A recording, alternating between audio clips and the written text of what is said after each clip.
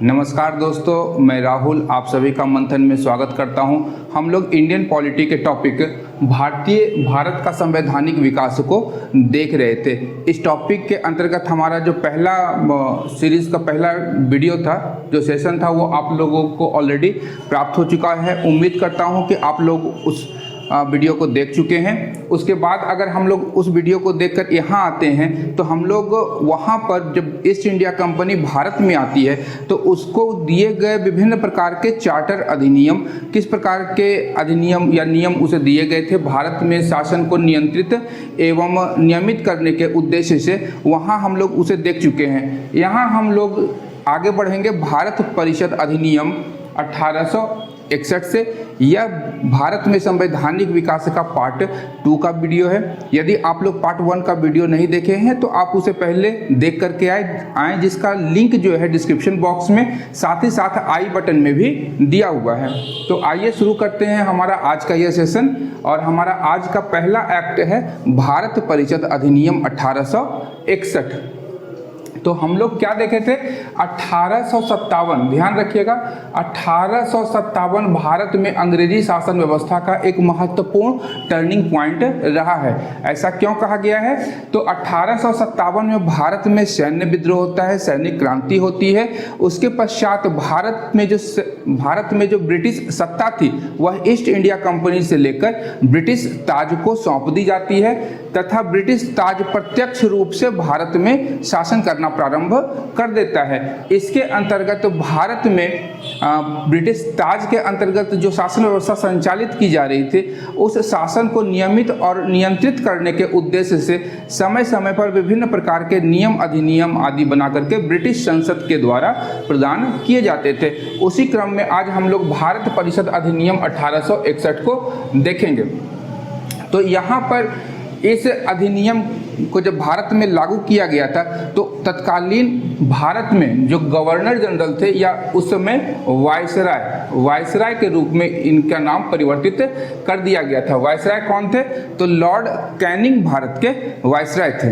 इस एक्ट के द्वारा शासन में भारतीयों की भागीदारी को सुनिश्चित किया गया। शासन में भारतीयों की भागीदारी को सुनिश्चित किया जाता है क्योंकि अंग्रेजों को अब कहीं ना कहीं पता लग रहा था कि भारत में जो भारतीय निवास कर रहे हैं, जिनके ऊपर वह शासन कर रहे हैं, शासन से किसी भी प्रकार से वह संतुष्ट नहीं है तथा उन्हें कुछ पद का लोभ देकर या उन्हें कुछ पद से संतुष्ट करके भारतीयों को रखा जाए, ताकि विभिन्न प्रकार के जो विद्रोह, जैसे सैनिक विद्रोह या अन्य, अगर हम आगे पढ़ेंगे हिस्ट्री में तो विभिन्न प्रकार के किसान आंदोलन, आदिवासियों के आंदोलन और निम्न विभिन्न आंदोलन यहाँ पर अंग्रेजों के विरुद्ध हो रहे थे। तो उन भारतीयों को, सब पढ़े लिखे मूल रूप से भारतीयों को संतुष्ट करने के लिए यह अधिनियम लाया गया था तथा जब भारतीयों की भागीदारी इस अधिनियम के माध्यम से शासन में सुनिश्चित की जाती है तो हम लोग इसे सहयोग की नीति और उदार निरंकुशता की नीति भी कह सकते हैं। उदार निरंकुशता की नीति इसे कहा गया है, या इसे हम लोग बेनिवोलेंट डिपोटिज्म भी कहते हैं। अब यहाँ क्या गया है मूलतः? तो जो विधान परिषदें थी, विधान परिषद एवं गवर्नर जनरल के जो परिषद थे, उसमें सदस्यों की संख्या कितनी कर दी गई? 6 से 12 सदस्यों की जो संख्या थी भारत के गवर्नर जनरल के परिषद की, वह कर दी गई 6 से 12, जिसमें आधे सदस्य गैर सरकारी होने चाहिए थे। गैर सरकारी सदस्यों का आशय होगा कि भारतीय योग्य थे भारत की शासन व्यवस्था को संचालित करने के लिए, उन्हें इस परिषद में शामिल किया गया। और इनका जो कार्यकाल था इन गैर सरकारी सदस्यों का भारत परिषद में, वह 2 वर्ष निर्धारित कर दिया गया। इसके अतिरिक्त इस अधिनियम में आपातकाल के समय वायसराय को अध्यादेश जारी करने का अधिकार दिया गया। यदि भारत में किसी भी प्रकार का आपातकाल आता है तो वायसराय को अध्यादेश ऑर्डिनेंस जारी करने का अधिकार दिया जाता है। इस अध्यादेश या ऑर्डिनेंस की जो वैधता होगी वह 6 माह निर्धारित की गई। यद्यपि हम लोग देख चुके थे कि 1857 की क्रांति के समय वायसराय के पास ऐसा कोई अधिकार नहीं था, इसीलिए उस कमी को दूर करने के लिए भारत परिषद अधिनियम 1861 में पहली बार अध्यादेश जारी करने का अधिकार वायसराय को दिया गया। आगे है कि शासन प्रणाली में विकेंद्रीकरण की नीति की शुरुआत की गई। शासन प्रणाली में क्या हुआ कि विकेंद्रीकरण की शुरुआत की गई तथा वायसराय की परिषद को कानून बनाने का अधिकार दिया गया। इस विकेंद्रीकरण की नीति के कारण ही भारत में मंत्रिमंडलीय व्यवस्था का सूत्रपात हमें पहली बार दिखाई देता है और जिसे हम लोग विभागीय प्रणाली के नाम से भी जानते हैं। आगे है कि नवीन प्रांतों का निर्माण हो या क्षेत्र सीमा में परिवर्तन या विभाजन तथा प्रांतीय गवर्नरों की नियुक्ति का जो अधिकार था वह किसे प्रदान कर दिया गया? यह अधिकार दिया गया वायसराय को। ध्यान रखिएगा कि नवीन प्रांतों का निर्माण हो, क्षेत्र हो, उसकी सीमा हो या उस सीमा में परिवर्तन या विभाजन हो, क्षेत्र का या प्रांतों का विभाजन हो, इन सभी का जो अधिकार था यह किसे दिया गया? तो वायसराय को दे दिया गया। इसके अतिरिक्त भारत परिषद अधिनियम 1861 के आधार पर वायसराय की कार्यकारिणी परिषद में 5वें सदस्य के रूप में विधि सदस्य को एक अन्य विधि सदस्य को शामिल किया गया। आगे बढ़ते हैं तो 1873 का अधिनियम यहाँ हम लोग देख लेते हैं और अत्यंत ही महत्वपूर्ण है। यहाँ एक तथ्य है कि यह जो अधिनियम था 1873 का ईस्ट इंडिया कंपनी को भंग करने के लिए लाया गया था। ईस्ट इंडिया कंपनी को भंग करने के लिए 1873 का अधिनियम लाया गया और इस अधिनियम के अनुसार 1 जनवरी 1884 ईस्वी को ईस्ट इंडिया कंपनी को भंग कर दिया गया।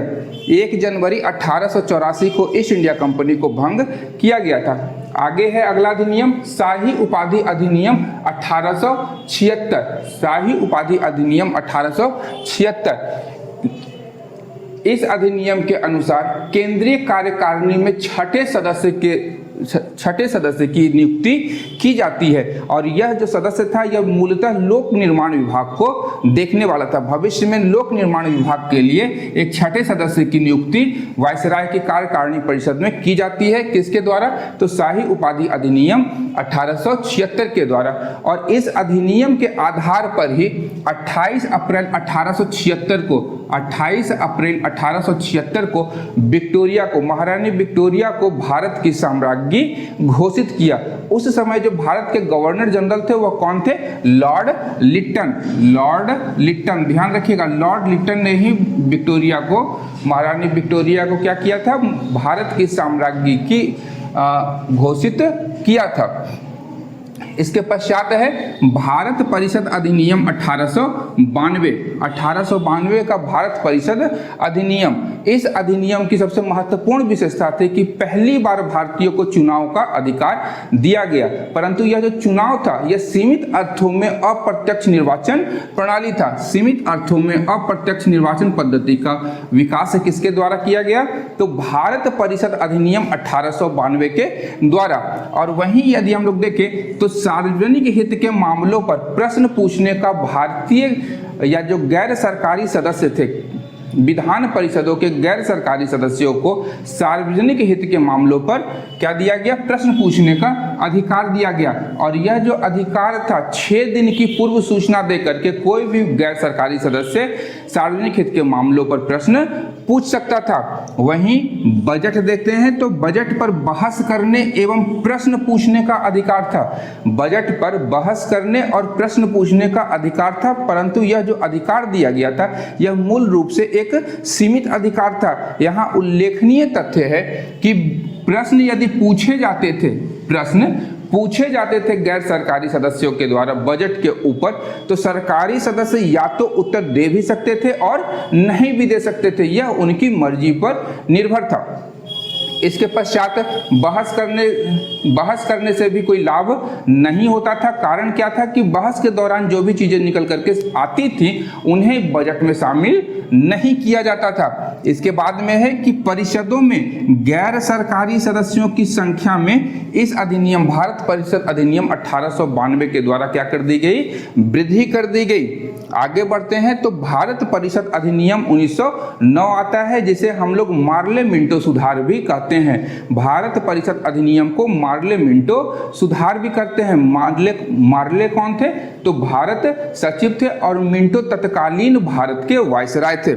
तो यहाँ पर क्या हुआ कि इस अधिनियम के द्वारा भारत में सांप्रदायिक प्रतिनिधित्व प्रणाली की सर्वप्रथम शुरुआत की गई। भारत में सांप्रदायिक प्रतिनिधित्व प्रणाली की शुरुआत की गई। ऐसा क्यों किया गया?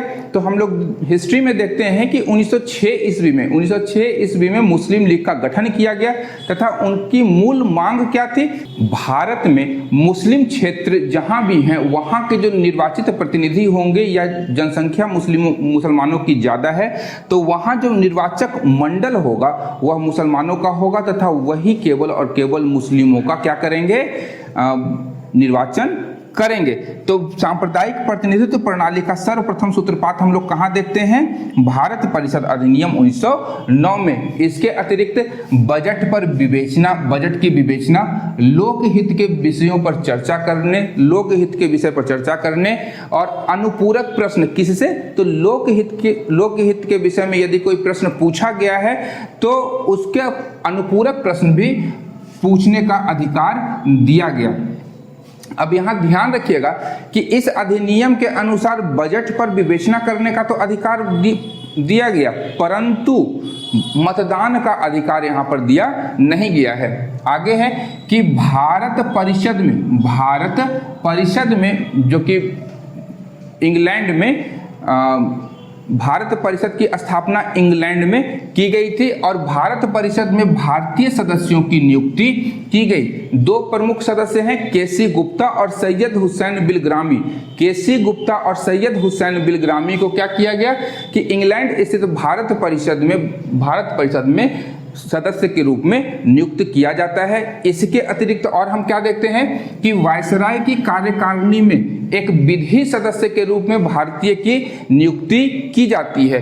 विधि सदस्य के रूप में भारतीय की नियुक्ति की गई और पहले सदस्य के रूप में सत्येंद्र प्रसाद सिन्हा की नियुक्ति की जाती है। ये बिहार के थे तथा एक अन्य महत्वपूर्ण तथ्य है इनके विषय में कि किसी भी प्रांत के गवर्नर बनने वाले ये पहले भारतीय थे। कौन? सत्येंद्र प्रसाद सिन्हा। इन्हें बिहार प्रांत का 1915 ईस्वी में लेफ्टिनेंट गवर्नर बनाया जाता है। अब यदि हम लोग भारत परिषद अधिनियम 1919 को देखते हैं तो कहीं न कहीं ये भारत परिषद अधिनियम 1861 में लाए गए सहयोग की नीति या उदार निरंकुशता की नीति जो थी उसकी चरम सीमा हमें 1909 में दिखाई देती थी। इन सुधारों को महात्मा गांधी ने कहा था कि इन्होंने हमारा सत्यानाश कर दिया। इसके अतिरिक्त भारत परिषद अधिनियम में सांप्रदायिक प्रतिनिधित्व प्रणाली की जब शुरुआत की गई तो भारत के तत्कालीन वायसराय लॉर्ड मिंटो ने लॉर्ड मार्ले को लिखा था कि हमने विष के दांत बो दिए हैं। ये किसके विषय में लिखा था? तो सांप्रदायिक प्रतिनिधित्व प्रणाली के विषय में लॉर्ड मिंटो ने लॉर्ड मार्ले को लिखा था। और यहाँ यदि हम लोग देखें तो यह जो सांप्रदायिक प्रतिनिधित्व प्रणाली की शुरुआत थी यह मूल रूप से भारत में हिंदू और मुसलमानों के मध्य अंग्रेजों के द्वारा फूट डालो और राज करो की नीति का अनुसरण करके ही लाया गया था। आगे बढ़ते हैं हम लोग अगले अधिनियम की ओर। तो भारत सरकार अधिनियम 1919 को देखते हैं। इसका अन्य नाम क्या था? तो मॉन्टेग्यू चेम्सफोर्ड सुधार। लॉर्ड मॉन्टेग्यू कौन थे और लॉर्ड चेम्सफोर्ड कौन थे? तो चेम्सफोर्ड भारत के गवर्नर जनरल या वायसराय थे, वहीं मॉन्टेग्यू जो थे भारत सचिव थे।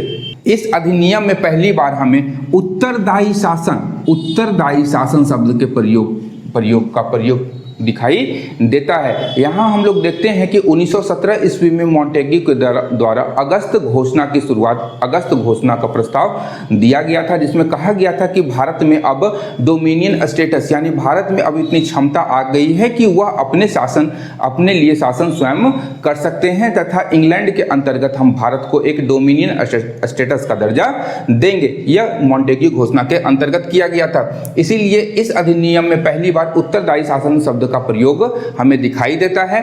और यहाँ पर भारत सचिव की सहायता के लिए इंग्लैंड में इस अधिनियम के द्वारा एक हाई कमिश्नर की नियुक्ति की जाती है। इंग्लैंड में एक हाई कमिश्नर की नियुक्ति किसके द्वारा की गई है? तो यह की गई है भारत सरकार अधिनियम 1919 के द्वारा। अब यहाँ एक महत्वपूर्ण तथ्य है कि आखिर इनका वेतन या इनके ऑफिस पर होने वाला खर्च कहाँ से दिया जाएगा, तो यह खर्च ब्रिटेन के राजस्व से दिया जाना सुनिश्चित किया गया। इससे पूर्व यदि हम लोग देखें तो 1793 से भारत सचिव का जो वेतन या उनके ऑफिस पर जो खर्च होता था वह कहाँ से दिया जाता था, तो भारतीय राजस्व से। अब 1919 के भारत सरकार के अधिनियम के द्वारा इसे परिवर्तित करके कर दिया गया कि ब्रिटेन के राजस्व से भारत सचिव और इंग्लैंड में स्थित हाई कमिश्नर को उनका वेतन और भत्ता प्रदान किया जाएगा। आगे है कि इस अधिनियम के द्वारा भारत में पहली बार प्रत्यक्ष चुनाव प्रणाली का सूत्रपात किया गया। प्रत्यक्ष चुनाव प्रणाली का सूत्रपात कब किया गया, तो भारत सरकार अधिनियम 1919 के द्वारा। यदि हम लोग देखें अप्रत्यक्ष निर्वाचन पद्धति का विकास तो 1892 ईस्वी में भारत परिषद अधिनियम के द्वारा किया गया था। अब यहाँ 1919 में जो प्रत्यक्ष चुनाव प्रणाली का सूत्रपात किया गया उसके लिए कुछ आधार सुनिश्चित किए गए, जिनमें प्रमुख था शिक्षा, संपत्ति और कर। यदि कोई व्यक्ति इन तीनों मानदंडों को पूरा करता था तो वह भारत में चुनाव प्रणाली में शामिल हो सकता था। आगे है कि इस अधिनियम के द्वारा पहली बार भारत में महिलाओं को मताधिकार का अधिकार प्रदान किया जाता है। भारत में महिलाओं को मताधिकार का अधिकार भारत सरकार अधिनियम 1919 के द्वारा प्रदान किया गया है। साथ ही साथ यहाँ पर हम लोग सांप्रदायिक निर्वाचन पद्धति जो थी 1909 के मार्ले मिंटो सुधार के द्वारा भारत में पहली बार लाया गया था, उसका यहाँ पर हम लोग विस्तार देखते हैं। यह जो विस्तार किया गया था यह मूल रूप से सिख यूरोपीय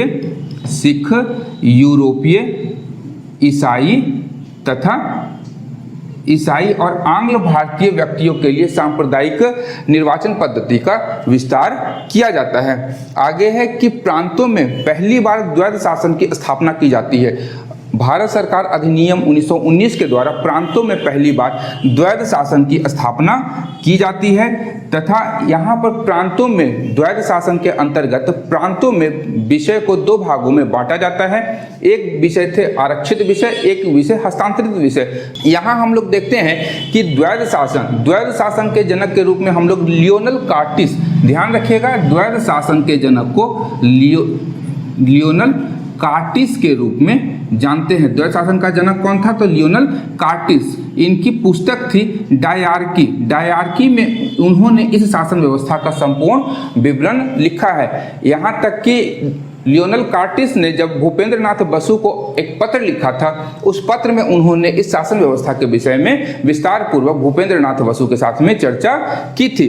आगे बढ़ते हैं तो केंद्र में एक केंद्रीय विधान परिषद की स्थापना की गई, जिसके दो सदन थे, एक राज्यसभा उच्च सदन और एक धारा सभा जो आज का वर्तमान लोकसभा है। इसके अतिरिक्त केंद्रीय बजट को राज्य बजट से पृथक कर दिया गया। केंद्रीय बजट को पहली बार राज्य बजट से पृथक कर दिया गया और लोक सेवा आयोग की स्थापना के साथ साथ भारत में महालेखा परीक्षक की नियुक्ति भी की जाती है।